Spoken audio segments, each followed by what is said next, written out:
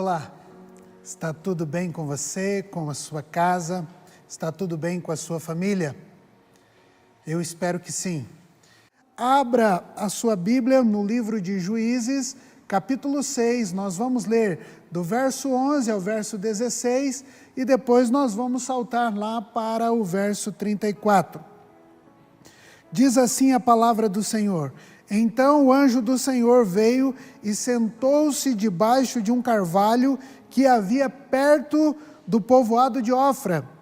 Esse carvalho pertencia a Joás, que era da família de Abiezer, e seu filho Gideão estava malhando trigo no tanque de pisar uvas, escondido, para que os medianitas não o encontrassem.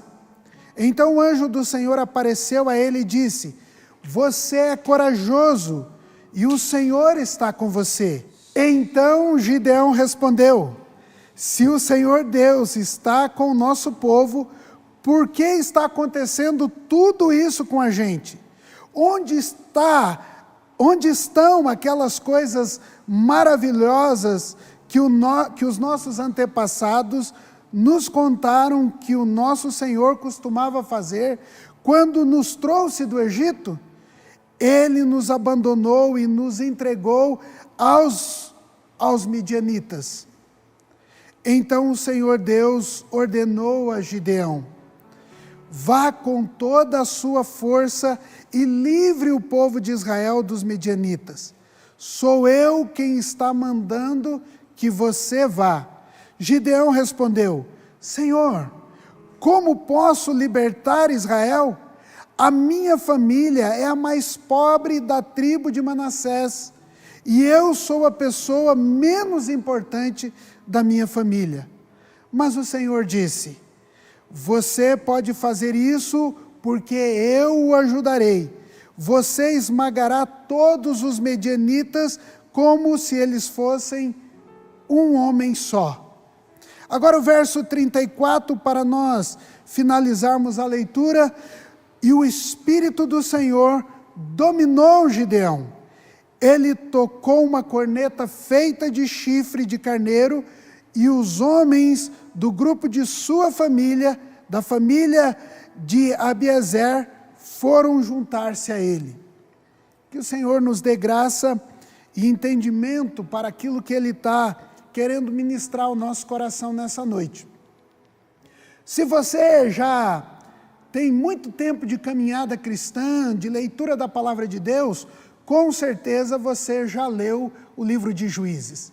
E no livro de Juízes há um ciclo muito interessante vivido pelo povo de Israel. O povo caminhava um tempo com Deus, depois caía num caminho de pecado, de idolatria, se desviava da vontade de Deus. Então Deus providenciava um opressor, um povo que vinha para dominar. E quando o povo de Israel clamava ao Senhor, o Senhor levantava um juiz que julgava o povo e trazia novamente o povo de Deus para o caminho de retidão, para o caminho de obediência ao Senhor. Então nós podemos ver aqui que Gideão está malhando trigo em um lugar de pisar uvas, em um lugar de esmagar as uvas. Isso porque, desta vez, Deus permitiu que os medianitas e os amonitas e outros povos da região leste afligissem os israelitas. Durante cada safra, durante cada colheita, esse povo, os amonitas e os medianitas, eles vinham e saqueavam toda a colheita do povo de Israel. Inclusive, também levavam suas ovelhas, os bois, e nem sequer deixavam para o povo de Israel um jumento. Os israelitas passaram então a se esconder nas cavernas, nas regiões montanhosas. Eles se escondiam nas cavernas para poder proteger aquilo que eles haviam colhido. Eu quero pensar com você e destacar nessa noite a forma que Deus nos enxerga. Deus nos vê de uma maneira diferente, até mesmo da maneira que nós nos enxergamos. Deus nos vê de uma maneira diferente. E eu quero pensar com você em algumas características que Deus via em Gideão e que provavelmente Deus vê em você. Primeiro, Deus via Gideão como um homem de valor. O verso 12 diz para nós: então o anjo do Senhor lhe apareceu e lhe disse: o Senhor é contigo, homem valoroso. O Senhor é contigo, homem valoroso. Deus estava valorizando o trabalho que Gideão estava fazendo, reconhecendo o seu esforço em malhar o trigo em um lugar que era de esmagar uvas, e também de proteger aquilo que havia colhido dos seus inimigos, a sua safra de sustento para a sua família. Deus então percebe que Gideão queria salvar a sua colheita, salvar dos invasores, dos medianitas e dos amonitas. Percebam, Deus enxerga você como alguém de valor. Deus conhece o seu valor. Deus olha para você como alguém de valor. Você é alguém de valor para Deus. Veja o preço pago para resgatar você do domínio do pecado. Por exemplo, a palavra de Deus diz para nós, no Evangelho de João, capítulo 3, verso 16, que Deus amou o mundo de tal maneira que deu o seu único filho, o seu Filho unigênito, para morrer na cruz do Calvário, e todo aquele que nele crê não venha perecer, mas tenha vida eterna. Ainda em 1 Coríntios 6, 20, a palavra de Deus nos afirma: vocês foram comprados por alto preço. Portanto, glorifiquem a Deus com o corpo de vocês. Tudo nessa vida tem um valor. Perceba, como tudo nesta vida tem um valor. Aí dentro da sua casa tem alguns objetos antigos que já saíram de uso. Às vezes nem funciona mais. Mas para você, esses objetos têm um valor sentimental. Há poucos dias atrás, ou há poucos meses atrás, eu fui fazer um ensaio fotográfico de 25 anos de casado com a minha esposa, para agradar o coração da minha esposa. A minha esposa gosta muito de fotografias, então nós fomos atrás de máquinas antigas, máquinas fotográficas antigas. E nós chegamos na casa de uma pessoa que tinha várias máquinas, e ela guardava essas máquinas com muito carinho. Havia ali um valor sentimental por aquelas máquinas. Então perceba, tudo nesta vida tem um valor. Tudo tem um preço. Você tem um valor. O Filho de Deus, através de quem o mundo foi criado, tornou-se carne e morreu pelos pecados da humanidade.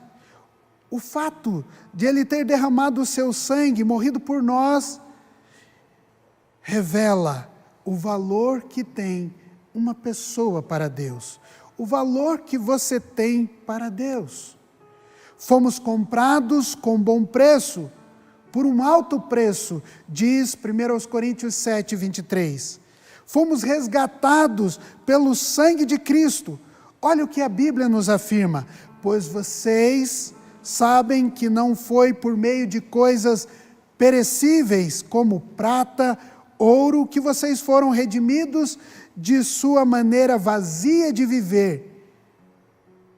Vocês foram comprados pelo precioso sangue de Cristo, um cordeiro sem mancha e sem defeito. 1 Pedro 1, 18 e 19. Você pode estar escondido em cavernas que você mesmo cavou, mas você tem um valor. Você pode estar escondido com medo, mas nada tira o valor que você tem para Deus. Ainda hoje, o Senhor reconhece o seu valor e diz: você é especial, você tem valor, você é alguém importante. Então perceba Deus dizendo a você: você é alguém de valor. Deus via em Gideão um homem de força. O versículo 14 afirma: então o Senhor olhou para ele e disse: vai nesta tua força e livrarás a Israel da mão dos medianitas. Mesmo diante de tão grande convite, Gideão, ainda com o seu coração temeroso, retruca ao Senhor dizendo: como livrarei Israel? Ele se achava o menor, o mais humilde, o mais simples da sua família. Esta era a maneira como Gideão se via. Mas como já disse a você, Deus nos enxerga de maneira diferente. Deus nos vê na totalidade daquilo que somos e daquilo que poderemos ser. Então, Deus está percebendo você agora na totalidade do teu ser, na totalidade do que você pode ser também na mão dele. Ele se achava o menor, o mais simples, o mais humilde. A Bíblia diz para nós que aqueles que se humilham serão exaltados. Lucas capítulo 14, verso 11, pois todo que se exalta será humilhado, e aquele que se humilha será exaltado. Talvez fosse essa forma que Gideão estava olhando para dentro do seu coração. Tiago capítulo 4, ainda no verso 10, afirma: humilhem-se diante do Senhor, e Ele os exaltará. 1 Pedro 5,6 também diz para nós: portanto, humilhem-se debaixo da poderosa mão de Deus, para que Ele os exalte no tempo devido. Vivemos em um tempo de grandezas, e se humilhar é tão humilhante, mesmo sendo diante da mão de um Deus Todo-Poderoso. Todos nós procuramos a grandeza, todos nós procuramos o sucesso, mas se humilhar diante da mão poderosa de Deus é reconhecer que somos fracos, mas que Ele pode, no seu devido tempo, como diz 1 Pedro 5,6, nos exaltar. Creio que esse pensamento também permeava o coração de Gideão. A resposta de Deus para Gideão foi: eu estou contigo, eu sou contigo. Deus disse a Gideão e prometeu dar-lhe a força necessária para que pudesse vencer os seus inimigos. Assim como Gideão, Deus mantém a sua promessa hoje: eu estou contigo, eu vou te fortalecer, eu sou contigo em seu tempo de luta, eu sou contigo na adversidade da vida, eu sou contigo. Deus é a nossa força. Sem a força vinda da parte de Deus, tudo aquilo que intentamos realizar se torna em fracasso. Mas a Bíblia diz para nós que a nossa força vem do Senhor. Segundo aos Coríntios, capítulo 3, verso 5. O apóstolo Paulo ainda nos lembra: tudo posso naquele que me fortalece. Filipenses 4,13. É o Senhor que nos fortalece, é o Senhor que anima o nosso coração. Isso me faz lembrar do texto que nós estamos meditando durante esse mês. Quando Daniel estava abatido, o Senhor aparece a ele e diz: eu estou te fortalecendo, eu te fortaleço. E por quê? A Bíblia vai dizer que quando eu estou fraco, então eu sou forte. Segundo aos Coríntios 12:10. A Bíblia ainda garante que a nossa alegria, ou que a alegria do Senhor é a nossa força. Em todo tempo, a alegria do Senhor é a nossa força. Neemias 8:10. Quando os obstáculos da vida vierem, lembre de onde vem a sua força. Quando as circunstâncias adversas chegarem na sua casa, lembra que o Senhor é a sua força. Ele vai ajudar você, Ele vai sustentar você, Ele vai reanimar o seu coração, Ele vai fortalecer a sua vida. O poder que recebemos em nossa união com Cristo é suficiente para vencermos todas as adversidades da vida. O poder que recebemos de Deus, a força que recebemos de Deus é suficiente para passarmos por esse tempo de adversidade. Então, seja fortalecido no Senhor. Anime o seu coração no Senhor. Guarde em seu coração as palavras que Deus, através do anjo, disse a Gideão: eu sou contigo. Eu sou contigo. E por último, Deus via Gideão como um homem de poder. O verso 34 diz: então o Espírito do Senhor revestiu Gideão. O verbo revestir significa literalmente vestir-se. Revestir significa vestir de novo. O Espírito de Deus revestiu Gideão a fim de capacitá-lo para servir o povo de Deus. E Gideão saiu no poder do Espírito Santo. Ele foi revestido. Note que a palavra é muito clara para nós. Ele foi revestido. Já havia nele um poder que Deus havia visto. O nosso poder vem do Espírito Santo de Deus. Nenhum de nós pode fazer coisa alguma, ou obra alguma, ou vencer qualquer batalha espiritual, se não formos revestidos do Espírito Santo. Nós não vencemos as situações adversas da vida sem o poder do alto, sem o poder do Espírito Santo de Deus que habita em nós. Paulo nos ensina: no mais, irmãos, fortalecei-vos no Senhor e na força do seu poder. Efésios 6:10. É a promessa de Deus. Vocês são revestidos no poder do alto. Lucas 24:49 diz isso para nós. A presença do Espírito Santo está sobre você. A Bíblia diz em Atos 1:8: mas recebereis poder ao descer sobre vós o Espírito Santo. Receberão poder, revestimento do alto, força do alto, autoridade de Deus. Você foi revestido do alto para vencer. Você tem o poder do Espírito Santo e Ele está em você, Ele habita em você. Então não fique escondido, saia da sua caverna, levante-se, receba o poder e a força de Deus para sair da caverna onde você está. E o Senhor fará de você um vitorioso neste tempo. Seja forte. É aquilo que a palavra de Deus está nos chamando para sermos. E você tem um valor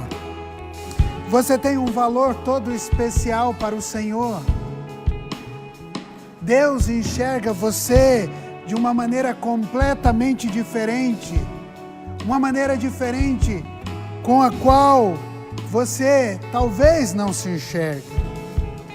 Deus te vê como um valente, como alguém que tem força para vencer esse tempo que você está vivendo. Então guarde em seu coração as palavras que Deus deu a você. Eu sou contigo. Não tenha medo, não desanime. Eu estou te fortalecendo, eu estou te erguendo para esse tempo, para a vitória que eu já estabeleci para você e a sua família. O seu poder vem do alto, o seu poder vem do alto. Você foi revestido com o Espírito Santo de Deus. E Ele está preparando você, fortalecendo você para viver, para viver a vitória, para viver a vitória. E eu quero orar por você e por sua casa, porque eu sei que nesta noite o Senhor está tirando você de uma caverna, de um lugar escuro, de lugares profundos, onde você está escondido, pensando que não tem mais forças para reagir. O Espírito Santo de Deus vai fortalecer o seu coração, a sua alma, o seu espírito, e você vai se levantar como um vencedor. Posso todas as coisas naquele que me fortalece. O Senhor te fortalece, o Senhor te anima. E eu vou orar por você, orar pela sua casa, e eu creio que Deus está agora pegando você pelas mãos e tirando você dessa caverna. De onde você está escondido, Deus está te erguendo agora. Pai amado, em nome de Jesus, nós cremos que o Senhor, com o seu poder, com a sua autoridade, com o seu domínio, está tirando agora muitas e muitas pessoas das cavernas, onde estão escondidos, abatidos, com medo, com temor, por causa do tempo, da situação que nós estamos vivendo. Mas o Senhor está levantando um exército poderoso, forte. Pai, em nome de Jesus, toma aqueles que estão escondidos nas cavernas do medo, da dor da alma. Em nome de Jesus, tira-os, Deus, dessa caverna. Pai, nós agora declaramos o teu poder e a tua autoridade sobre cada filho do Senhor. Levanta-os para a vitória. Ah, Deus, marca o coração de cada um com a promessa que o Senhor estabeleceu nessa noite. Filho, não tema, eu sou contigo, eu te fortaleço, eu estou te animando. Levanta, levanta, levanta. Seja fortalecido no Espírito do Senhor nessa noite. Amém. Que Deus abençoe o seu coração, que Deus fortaleça a sua vida, que Deus anime você e a sua casa para viver um tempo extraordinário. Você é amado de Deus, você é fortalecido por Deus e Ele é com você. Deus abençoe.